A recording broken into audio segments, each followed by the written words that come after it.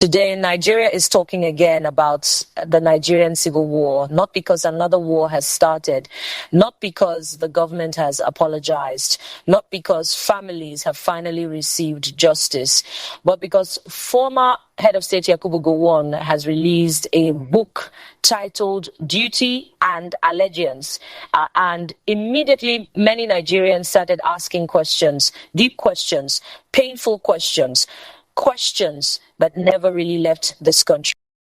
Because when a man who led Nigeria during one of the bloodiest periods in African history writes a book, people will not just read the pages. People will remember graves. People will remember starvation. People will remember bombings. People will remember refugee camps. People will remember children with swollen stomachs from Kwashiorkor. People will remember villages that never recovered. And for many families in the Southeast, this is not history from a textbook. This is family history. This is personal history. This is pain that entered homes and never completely left. Now, let us be fair.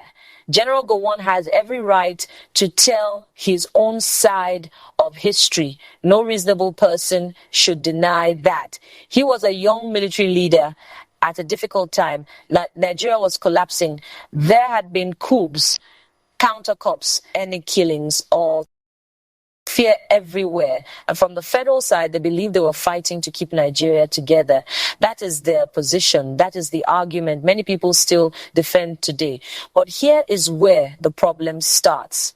When leaders write books about war, many times they write about strategy, politics, pressure, military decisions, national unity, loyalty, duty, and patriotism. But ordinary people remember something else. They remember hunger. They remember death. They remember missing fathers, missing mothers, missing brothers, missing futures.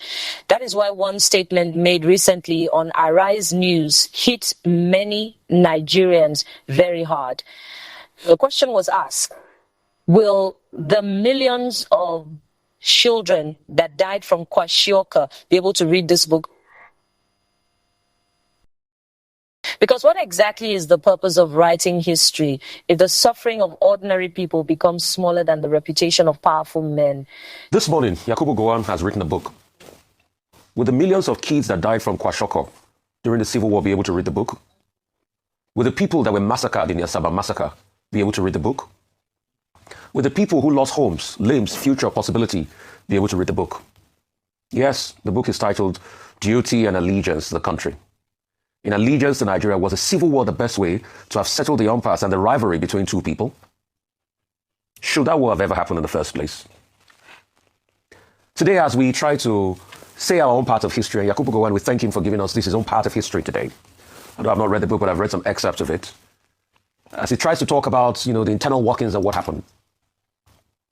If this book, millions that died in that war, cannot read this book, then at least how can we ensure that we don't go to wars like that again?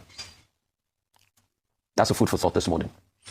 Tonight, we are not here to insult anybody. We're not here to spread hatred. We are not here to encourage division, but we must speak honestly. Because Nigeria has a dangerous habit. This country likes to silence difficult conversations instead of confronting them honestly. And that is one reason many wounds never. Let us ask simple questions. If the war was truly necessary, why do many Nigerians still feel bitterness more than 50 years later? If reconciliation truly happened, why are younger generations still discussing Biafra today? If no victor, no vanquished truly healed the country, why do many people still feel that justice was incomplete? Why do many families still carry silent pain? Why do many communities still feel ignored when they talk about wartime suffering? And another question, can a country truly move forward if it refuses to fully confront its own past? Because one thing is clear, the Nigerian Civil War may have ended officially in 1970, but emotionally, psychologically, politically, For many people, it never completely ended. You can hear it in conversations. You can see it in distrust. You can feel it anytime the topic comes up. Now, let us talk about the book title itself, Duty and Allegiance. Very powerful words. But duty to whom? Allegiance to what? To Nigeria as a state? Fine. But what about allegiance to human life? What about duty to innocent civilians trapped between political leaders and military commanders? What about duty to children who had nothing to do with politics? This is where many people will criticize the book strongly. Because from the excerpts already discussed publicly, the book seems focused mainly on preserving Nigeria. But preserving a country and preserving human beings are not always the same thing. And that is the uncomfortable truth many people do not want to discuss. A country may survive while millions suffer permanently. A flag may remain standing while families collapse forever. And when history books focus too much on national victory without deeply confronting civilian suffering, people begin to feel that their pain is being reduced into footnotes. That is dangerous, very dangerous, because ignored pain does not disappear. It stays underground, it waits, and sometimes generations inherit bitterness they never personally experience. That is why the issue of the Asaba massacre still comes up today. That is why starvation during the blockade still comes up today. That is why abandoned property still comes up today. That is why many people from the southeast still believe the reconciliation Nigeria talks about was never fully completed. And to be honest, Nigeria itself has not helped matters because this country does not teach the Civil War honestly in many schools. Many young Nigerians know almost nothing about it. Some only hear fragments from grandparents. Some hear emotional stories at home. Some hear propaganda from different sides. And because there was never a full national truth-telling process, everybody grows up holding different versions of the same history. That is a problem, a serious problem. Because nations that refuse to honestly study painful history often repeat the same mistakes in different forms. Now, let us also say this clearly. Criticizing the book does not mean denying Gowon's role in Nigerian history. No. History is complicated.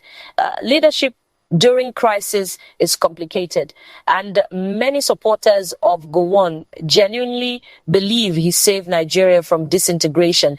That opinion exists, but another opinion also exists. Many believe political pride, failed negotiations, mistrust, ethnic tensions, and power struggles pushed Nigeria into a war that caused catastrophic human suffering, and that debate will probably never disappear.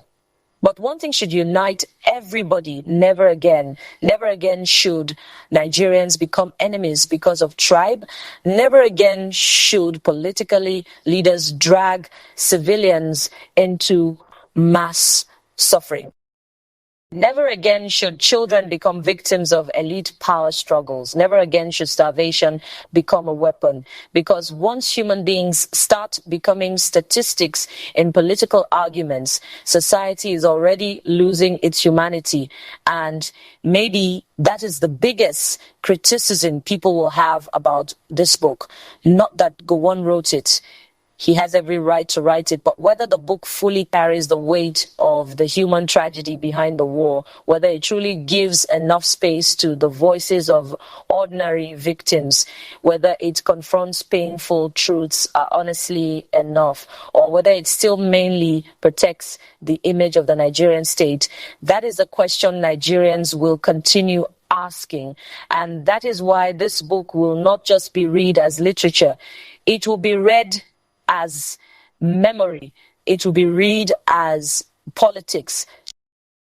it will be read as morality. And for many families, it will be read through tears. Thank you for watching IGBO AREA TV. Do not forget to like, share, and subscribe. And in the comment section, tell us, can Nigeria ever achieve true reconciliation without fully confronting the truth about the Civil War?